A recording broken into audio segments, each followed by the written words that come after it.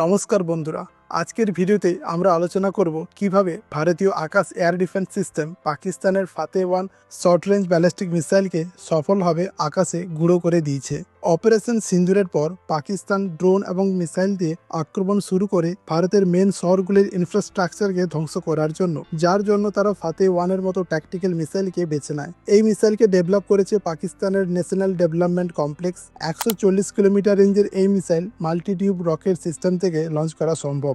150 KG ওজনের high explosive ওয়ারের বহনে সক্ষম এই মিসাইল যে কোনো গ্রাউন্ড টার্গেটকে প্রিসাইজলি ধ্বংস করতে পারে। জিপিএস এর সাহায্য নিয়ে ইন্টারনাল নেভিগেশনের মাধ্যমে যে কোনো টার্গেটকে আঘাত আনতে পারে খুবই নিখুঁতভাবে। এই মিসাইলের লো রাডার ক্রস সেকশন এবং লো অ্যালটিটিউডে হাই স্পিডের জন্য যে কোনো অ্যাসিডের বিরুদ্ধে এটি ভয়ানক থ্রেট হিসেবে কাজ করে। কিন্তু ভারতের আকাশ এয়ার ডিফেন্স সিস্টেম এই ফাতে-1 মিসাইল ভারতের মাটি ছোঁয়ার আগেই 5 কিলোমিটার হাইটে এই মিসাইলকে সফলভাবে নিউট্রালাইজ করতে সক্ষম হয়।